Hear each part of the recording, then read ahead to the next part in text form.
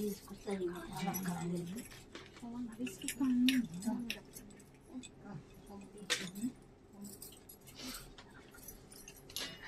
हवन हो जाएगा तो भी ठीक है, कोई ऐसी जरूरी नहीं है। इसको भी हटा दो है ना, जब वो हाँ ऊपर से दिए, अच्छी बात है ना। फल चढ़ा दिए सब ना। हाँ। अब वो जो बनाए हैं पूड़ी हुआ सब कोई जल सब्जी नहीं बनाए। और सब्जी अभी बनेगी ना थोड़ी देर में। उसमें रखाओगे ना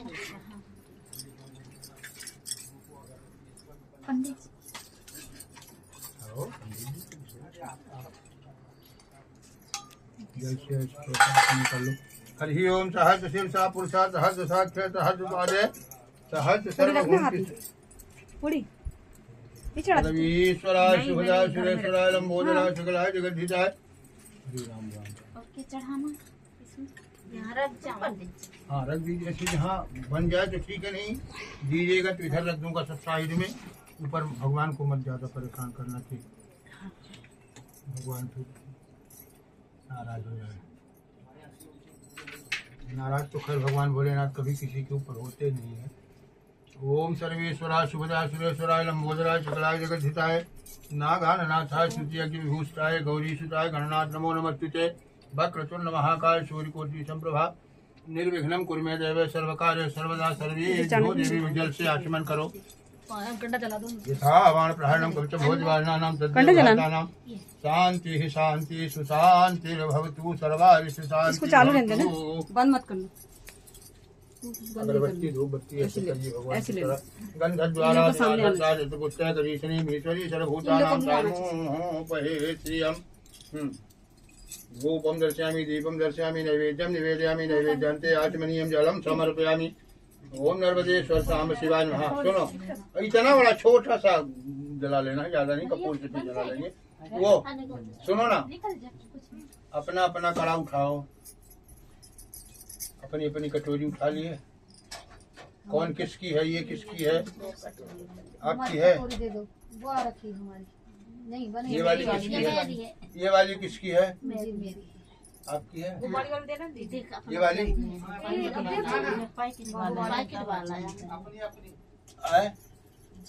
जम गया तो जम जाने दो ना, कुछ नहीं होता ना। उसको का उसको निकालो तो अपना अपना कड़ा निकालो। हम पहनाएंगे मालिक, तो पहले निकालो तो उसको साफ करो, उसमें हल्दी कुमकुम से छोड़िए, उसकी पूजा करो, फिर भगवान को स्पर्श कराओ, फिर पहनाऊंगा।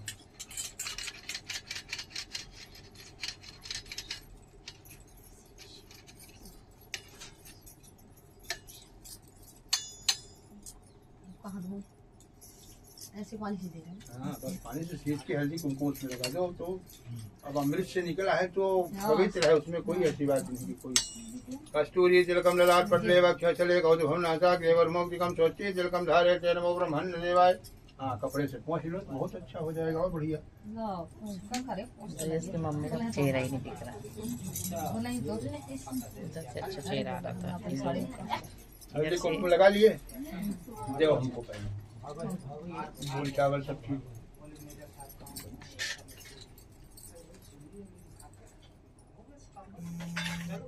कौन आ रहा है रे?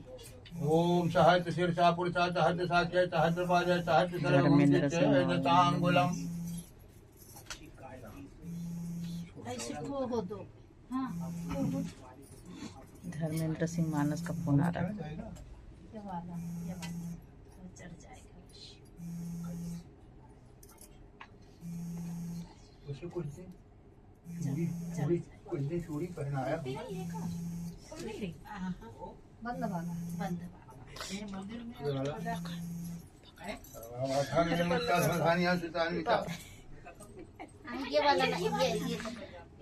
ये वाला है। आंसू मत पूछो, आंसू मत पूछो।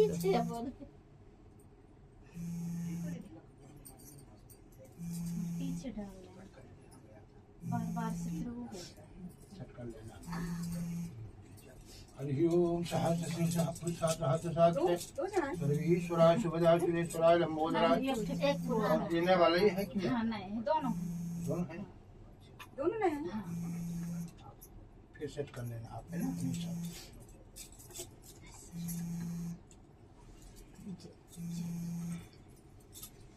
ओम सर्वेश्वराय शुभदाय। हो गया, ठीक है, राम नाम। फिर बाद में नया वाला जी। ये वाला है। ओम सर्वेश्वराय शुभदाय। नया वाला है ये ना। हाँ नया। तो इसमें लीजिए ना, ये वाले दाहिने हाथ में है। अच्छा हाँ, ये वाला। और वो उधर की चांदिया जयराम जी हो गया बाद में। ये इसको उतार दीजिए। है? इसको उतार दीजिए।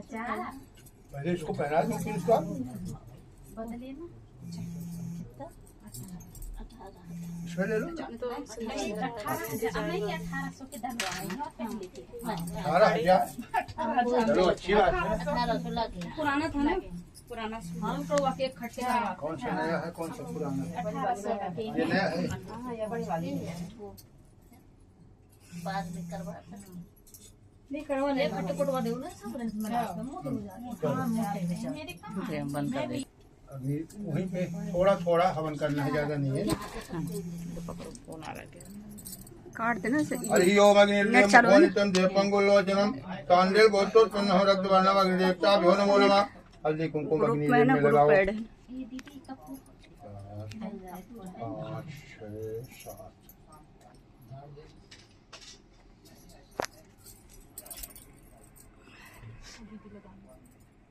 हल्दी वही कुमकुम दो लगाओ हो उसमें।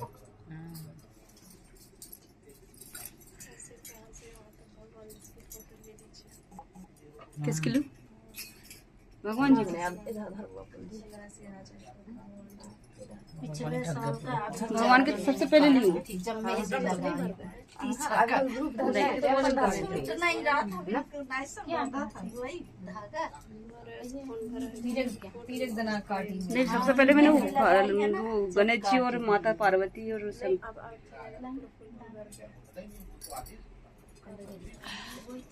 कपूर डाल यमा काम मिलाना है कुछ नहीं मिला ना उसको।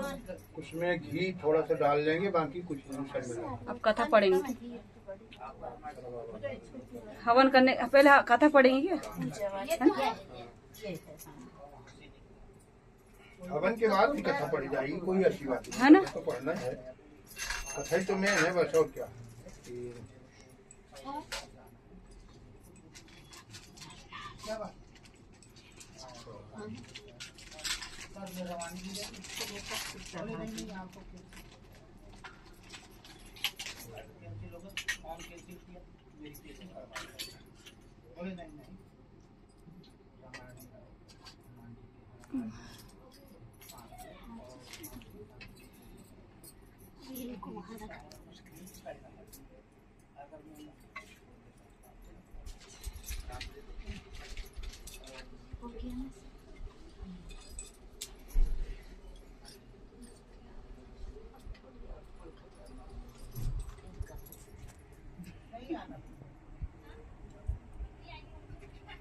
इसमें कुछ मिलाना पड़ेगा घी घी ये शक्कर डाल दो। शक्कर वो भी पता ना दे दो दीदी। जाना पड़ेगा। हां इसको ले लो। जो डाल दो।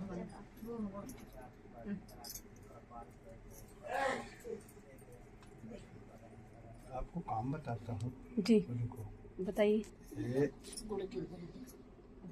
इतने बड़े बड़े 3, 4, 5, 6, 7, बस इसी में 7 गांठ मारना है बस। ऐसे ऐसे करके 4-5 बना दीजिए। मैं और काम इसमें कर 7 गठन। हाँ, इसमें 7 गांठ है।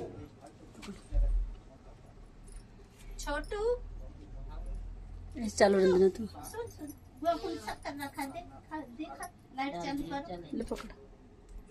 वो इधर उनकी तरफ मुंह करना। इतना बड़ा डब्बा है ना नहीं वो उनके जो महिला कर रही पूजा में। ये आनी ना माता श्री हाँ, माता का पीछे से भी आ जाएगा तो ठीक रहेगा। पसीना को देखो पसीना कहाँ चल रहा है? और ये पूजा का सामान। चलो थोड़ा सा डालना बेटी, वो ज्यादा नहीं। बस बस बस हो गया। हाँ हाँ। पे आए।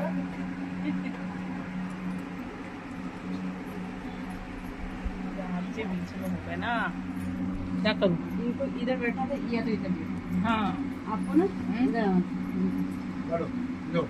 हरि ओम श्री मन महागणाधिपतये नमः स्वाहा। ओम गंगणपतये नमः स्वाहा। ओम विष्णवे नमः स्वाहा। ओम सर्वेभ्यो देवेभ्यो नमः स्वाहा। सर्वेभ्यो ब्राह्मणेभ्यो नमः स्वाहा। सर्वप्रयाग तीर्थेभ्यो नमः स्वाहा। लक्ष्मी नारायणाभ्यां नमः स्वाहा। ओम नर्मदे सरसाम शिवाय नमः स्वाहा। ओम नमो भगवते वासुदेवाय नमः स्वाहा। बस जल से आचमन कर देंगे, अपने अपने गुरु मन से डाल देंगे जिनके होंगे तो। और बोलो पंडित जी। ओम श्री मन महागणाधिपतये नमः स्वाहा। लक्ष्मी नारायणाभ्यां नमः स्वाहा। मातृ पितृ चरण कमलेभ्यो नमः स्वाहा। एक बड़ा सा टुकड़ा नहीं है कपूर का?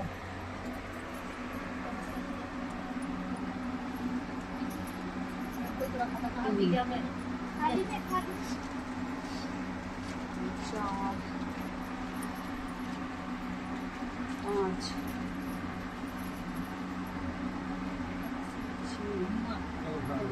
छोटा करो ना, बहुत बड़ा दे रहा है। 7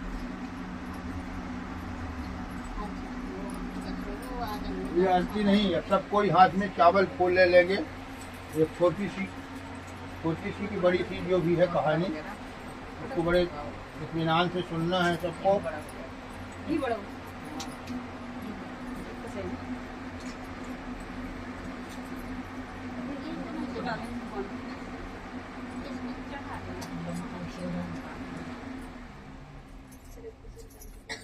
और कुछ ज्यादा ही आवाज कर रहा है। पिछले चलो 1 2 3 ले लिए सब कोई चावल। ये मालिक बहुत लंबा, इतना बड़ा बड़ा करे कहे बना रहे। इतने बड़े बड़े नहीं, बहुत इसके तो डबल हाँ, उसके 2 हो जाएंगे। हाँ,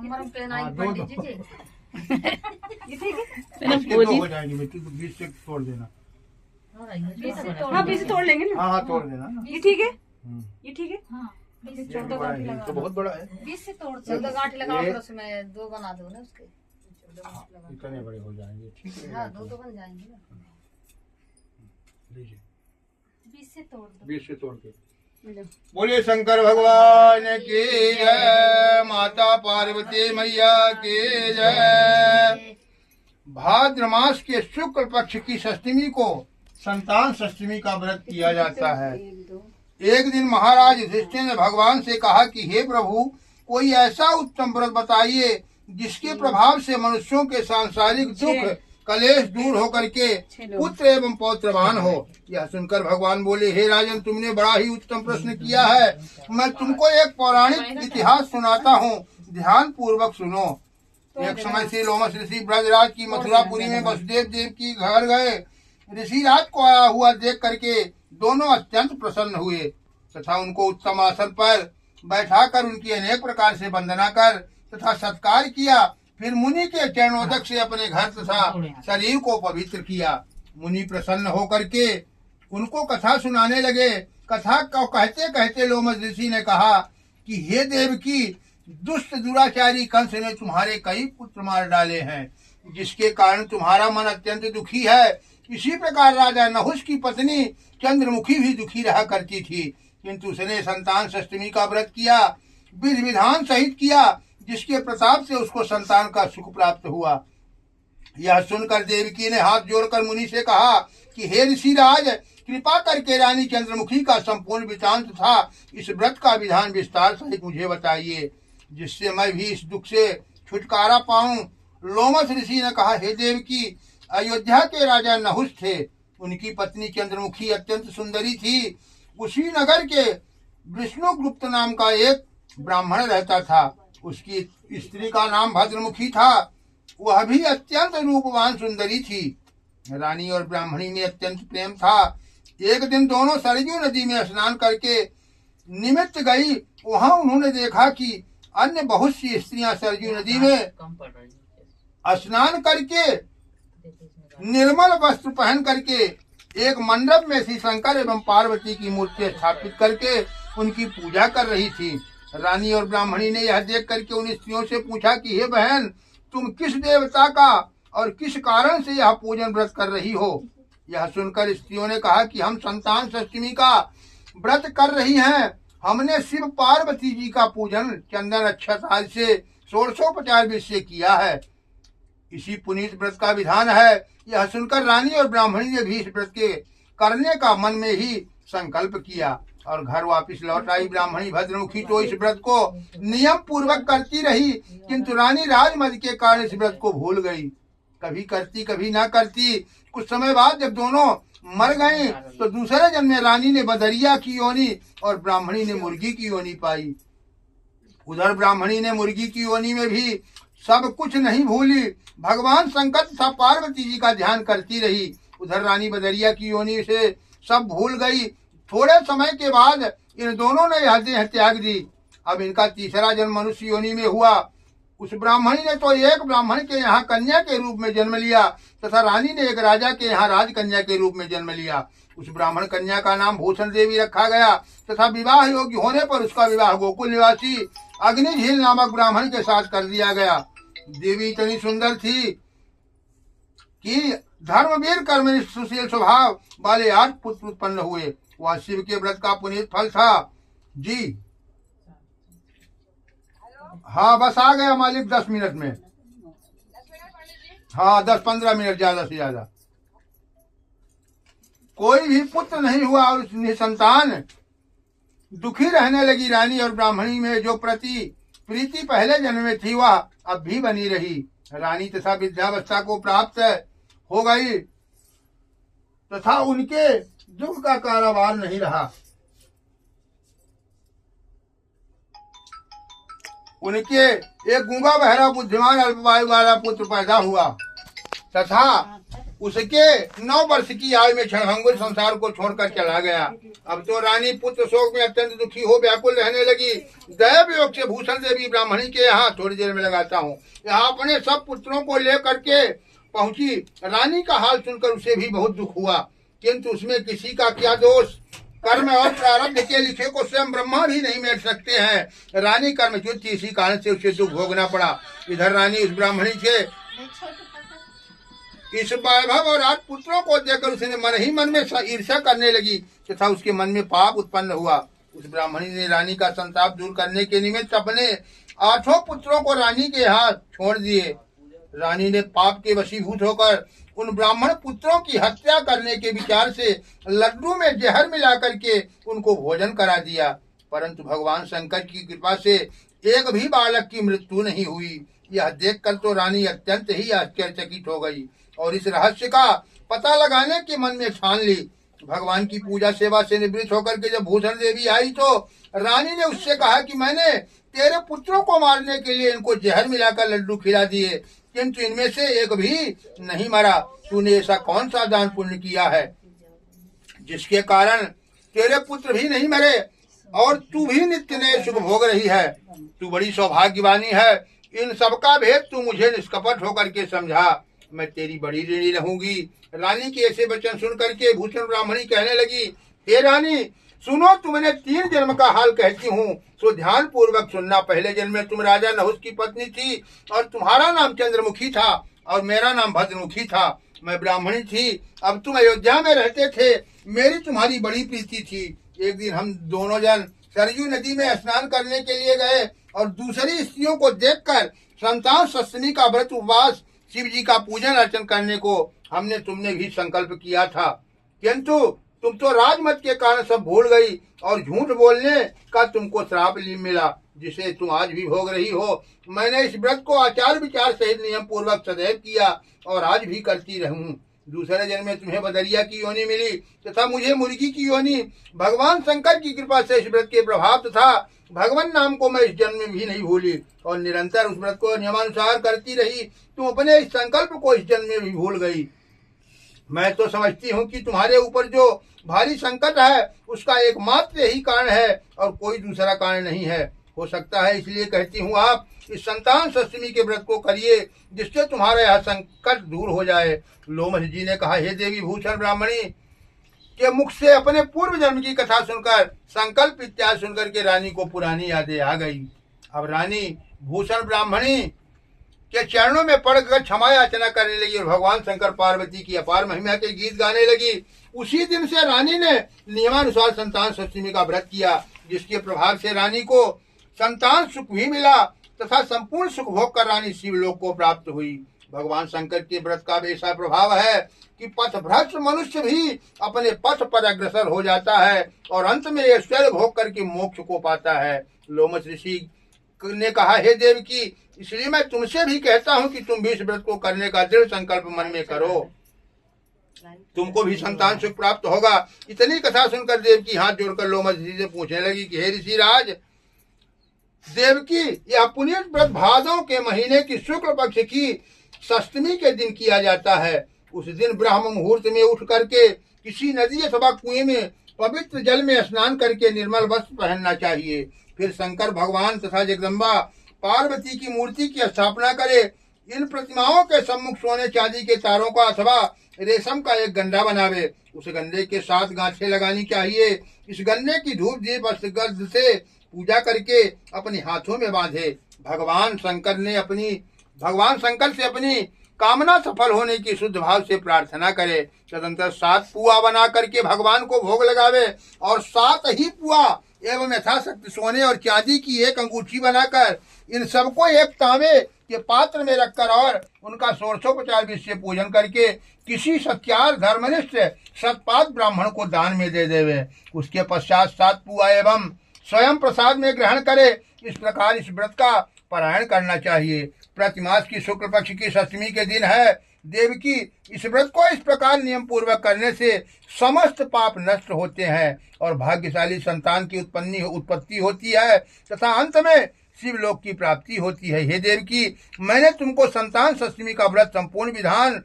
विस्तार सहित वर्णन किया है। इसको अब तुम नियमानुसार करो जिससे तुमको उत्तम संतान प्राप्त होगी। इतनी कथा कहकर भगवान आनंद कंद श्री कृष्ण ने धर्मावतार युधिष्ठिर से कहा कि हे लोमश ऋषि जी, प्रकार हमारी माता को शिक्षा देकर चले गए। ऋषि के कथनानुसार हमारी माता देवकी ने इस व्रत को नियम पूर्वक किया, जिसके प्रभाव से हम उत्पन्न हुए। यह व्रत विशेष रूप से स्त्रियों को तो कल्याणकारी होता है, परंतु पुरुष को भी समान रूप से कल्याणदायक है। संतान सुख देने वाला, पापों का नाश करने वाला यह उत्तम व्रत है, जिसे स्वयं भी करे तथा दूसरों से भी करावे। नियम पूर्वक जो इस व्रत को करता है और भगवान शंकर एवं पार्वती जी के सच्चे मन से आराधना करता है, वह निश्चय ही अमर यश प्राप्त करता है और अंत में शिवलोक को प्राप्त होता है। बोले शंकर भगवान की जय, माता पार्वती मैया की जय। नमः पार्वती पते हर हर महादेव। राधे राधे।